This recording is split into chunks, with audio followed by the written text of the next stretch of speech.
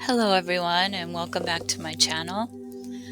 I was on a break from tearing my house apart today, so I figured I'd make a quick video and get away from that for a little bit. So as I was going through my old files, I saw two that kind of describe the remains of the West and why so much has been destroyed in our time when we look at these sites. So the first one is from 1841, Remains at the West. We had the pleasure of a conversation with one of the most intelligent gentlemen of the West upon some of the most striking of the ancient remains of Missouri and Wisconsin. Most of what he informed us he had actually seen and examined for himself, with all the facts and history of curious remains, either of men or animals in the West. We thought it would not be uninteresting to describe, in brief terms, some of these remains, especially as we have been rather skeptical in respect to some of the accounts. First, the Missourian, or the vast and unknown animal recently discovered in Missouri. This he has seen and examined. The man who discovered this animal did it in consequence of an Indian tradition which said that at the place there was buried a great animal, and whose remains they were anxious to protect and to keep the whites off.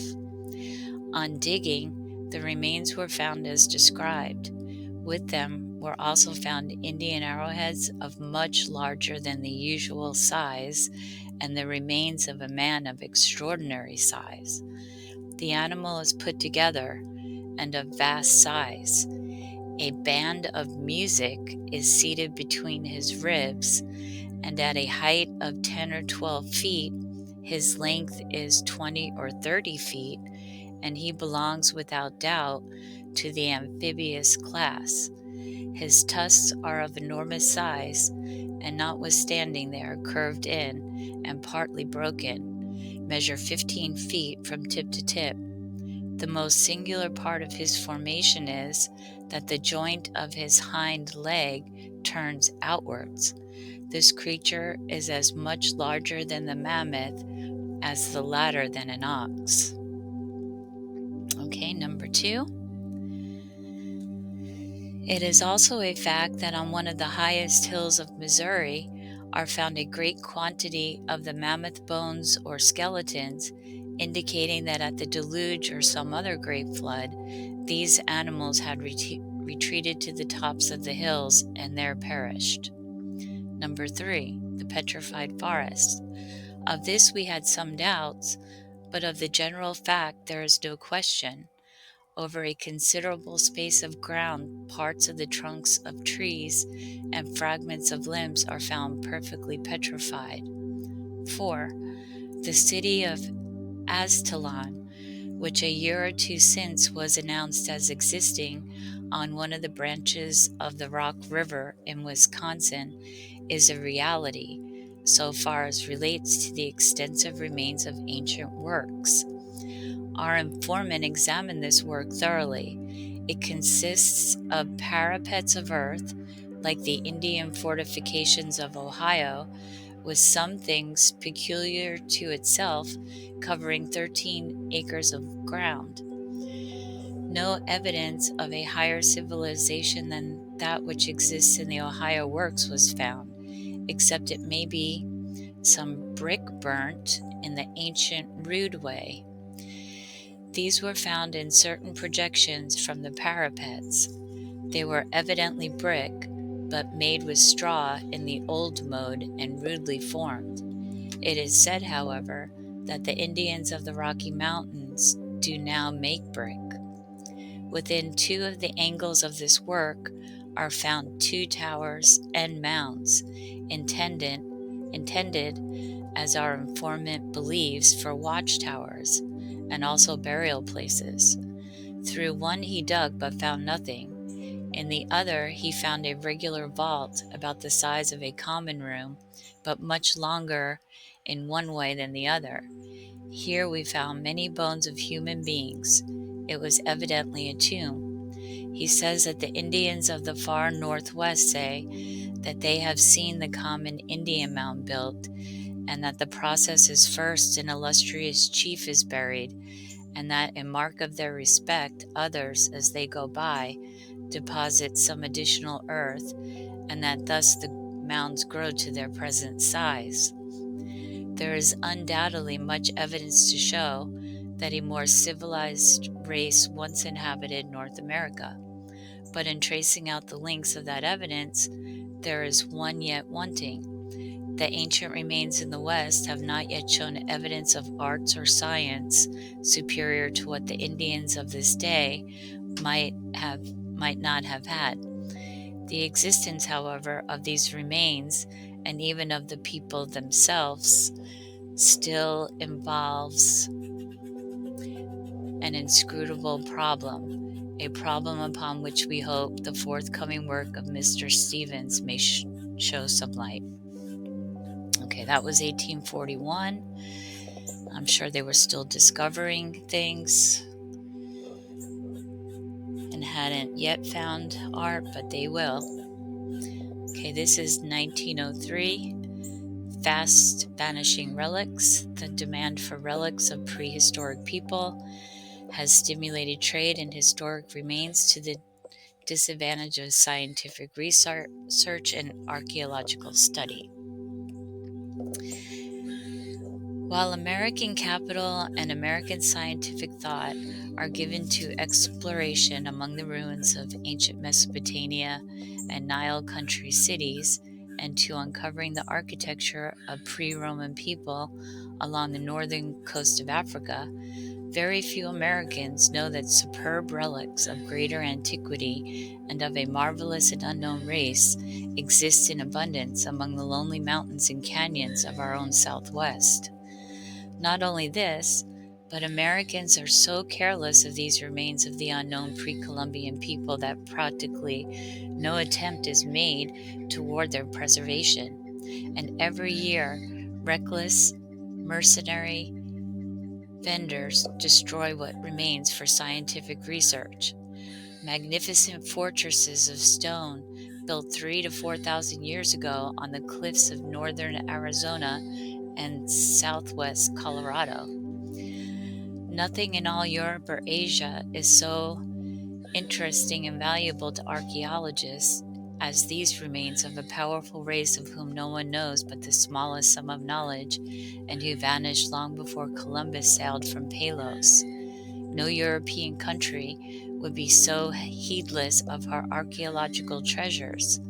Even debt-ridden and decrepit Egypt guards her buried cities and prehistoric remains jealously, while Italy has an army to protect her Roman relics and punish even tiny thefts at her Pompeii. A mere chronological youth by the side of the aboriginal relics in the Southwest territories. There are throughout the Southwest an aggregation of primitive prehistoric relics as profoundly interesting as any in the Old World, and scarcely one American in 20 knows anything about them. Same now. 100 years ago, Americans might have pointed with warrantable pride to a marvelous collection of mounds and earthworks, to vast buried cities. Okay, there you go. Vast buried cities. There, that just proves right there that they were found and not founded. Let's see. Peterized and indiscriminable rocks, ruins, and sky-hung cliff dwellings, all telling a deep, fascinating tale to the tyro and scientists alike of a race of people who long ago struggled for existence and happiness as keenly, if not as feverishly, as we do today. But alas, the present generation regretfully recognizes that the Middle West mounds and earthworks are but a miserable remnant, a mere handful of the once thousands of varying examples of the constructive skill of the red man's primogenitors, which so picturesquely decorated nearly half the area of this broad land. The engineering feats of American Aborigines were, which are so fast disappearing, were apparently the outgrowth of two utilitarian motives. One seemed to be purely religious dictates, which demanded the erection of vast flat-topped pyramids and mounds, or marvelous earth bas-reliefs in the shape of animals, birds, and serpents. The other, the outcome of the sad need of all human creatures for the last resting place, when the tenor of mortal life had ceased, made manifest by a preference for tenderly laying away their dead in huge earthen sarcophagi raised far above the surrounding plain. They also deposited their dead, the accoutrements and domestic paraphernalia used by the individual in life. While numbers of the collections have been excavated and brought together from the mounds and stone abodes of the prehistoric dead through the instrumentality of scientific students of archaeology, it is a sad fate that by far the greater portion have been ruthlessly, nay, even wantonly, sacrificed at the hands of untrained amateurs, who, with unrestrained enthusiasm, or with mercenary motives, have unearthed splendid collections and passed over many of the closely connected and vital problems, as those of construction, distribution, and association. Only in rare instances has there been displayed a comprehensive appreciation by a few public-spirited men of the crying need of careful scientific investigation and the rescue of examples of these prehistoric works for perpetuation from the ravages of collectors. The prehistoric mounds and eaves of the Middle West have been sadly destroyed, but in that vast arid region, designated as the Great American Desert, covering as it does almost the entire territories of Arizona and New Mexico, Utah, and Colorado, are to be found thousands of examples of simply wonderful handiwork of primitive communal peoples. Cliff houses are found there, coyote lodges, ruins on the narrow levels of deep and dark canyons, extensive buried cities, sometimes entirely covered and somehow partially hidden by the drifting alkali sands which mercilessly hurtle over the lonesome waste, and one or two examples of stupendous and massive temples which have proudly held their own in desolation and solitude for centuries. Every type of work telling a sad and pathetic tale of a race which, in the struggle for existence, was combating the most sinister and arid environment of the world. All these invaluable possessions are fast disappearing, simply for lack of proper legislation to protect them. Dr. J. Walker Fuchs of the Smithsonian Institution, one of the best authorities on southwestern archaeology, has very deep-rooted convictions on the subject and the need for immediate and prompt action, and has interestingly related the present status of the situation.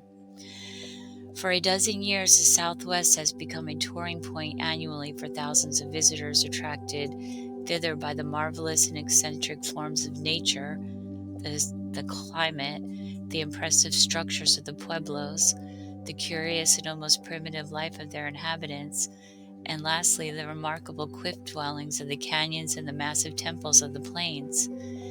These peripatetic visitors have created a tremendous demand for the art products of the ancient freeholders. In consequence, a new industry has sprung up, and every town vaults its curio and bric-a-brac shop, where a conglomeration of minerals, rare and otherwise modern Indian paraphernalia made to order, brand new basketry and pottery, and often scores and scores of fine examples of art from the sites of ancient buried cities or from the former nest-like homes of the cliff peoples are to be found. Even the solitary trader at the water tank has become afflicted with the bric-a-brac epidemic and peddles his prehistoric wares through the terrain to the halted train to the edification of the passengers and usually to the proprietor's financial satisfaction. Keen competition for relics.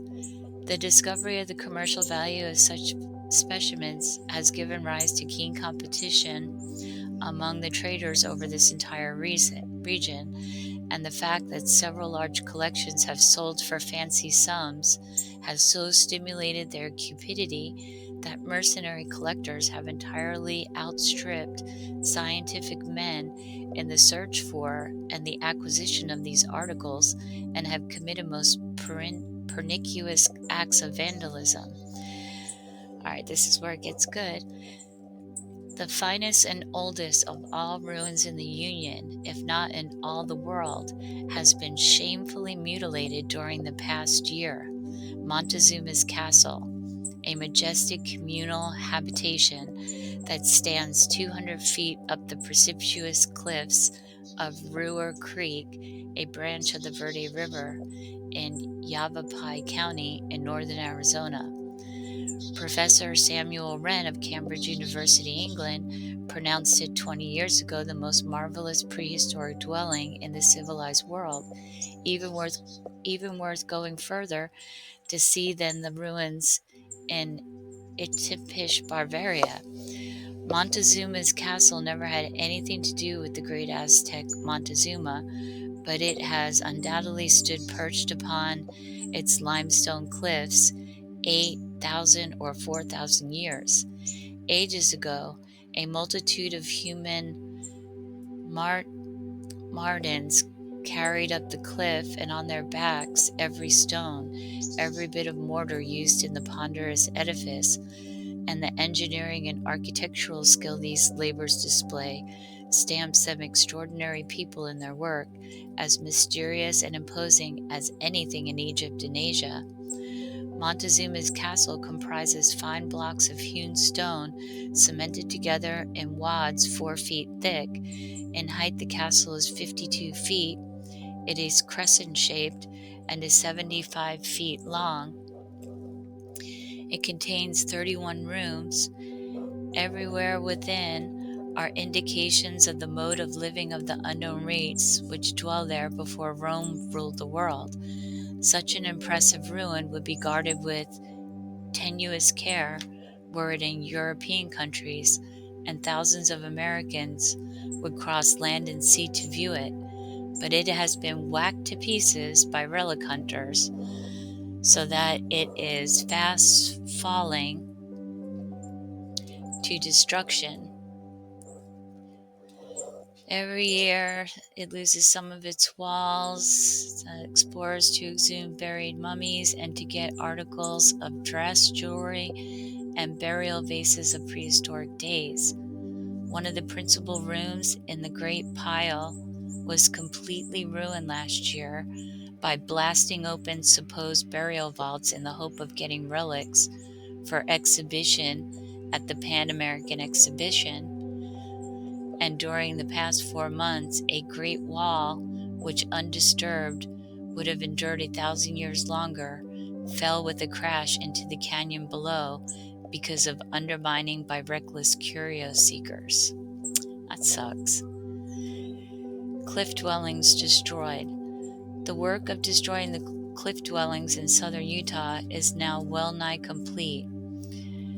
Dr. James B. Weller of Chicago University says that he was shocked when recently visiting the Utah dwellings to observe the wholesale havoc that has been made there since he explored in that region 11 years ago. What used to be superb remains for scientific study and what he believed to be the most fruitful field for ascertaining many facts concerning the life habits, degree of civilization, and aspirations of a race which dwelt there fully 4,000 years ago, are now irreparably destroyed for satisfactory investigation.